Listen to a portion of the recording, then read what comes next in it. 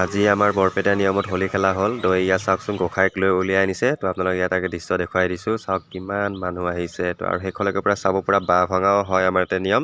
যেতিয়া ইয়াৰ পৰা গোঁসাইটো ঘূৰাই লৈ যায় সেইটো ডাঙৰ নামঘৰলৈকে লৈ যাব, তেতিয়া তাতে বাঁহ ভঙা নিয়ম হয়। তো আপোনালোক ধুনীয়াকৈ সেইখনলৈকে মই দেখুৱাই থাকিম। তো চাই থাকক।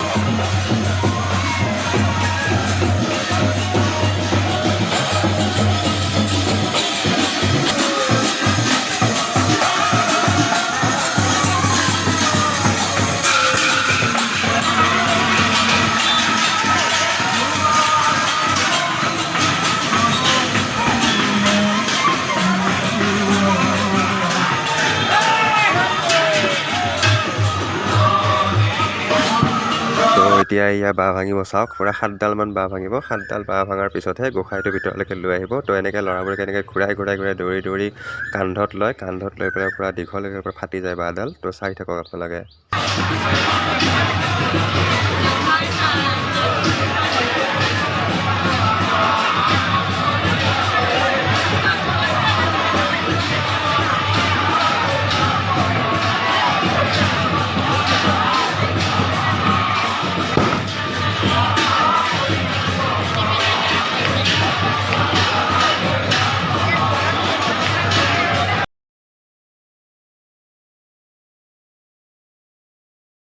এয়া গেটতে গোঁসাইটো ৰখাই থৈছে। যেতিয়া বাঁহখিনি সম্পূৰ্ণ ভাঙা হ'ব তাৰপিছতে গোঁসাইটোক আকৌ 7 পাকমান ঘূৰোৱাৰ পিছতহে আকৌ মূল মন্দিৰৰ ভিতৰত প্ৰৱেশ কৰাব।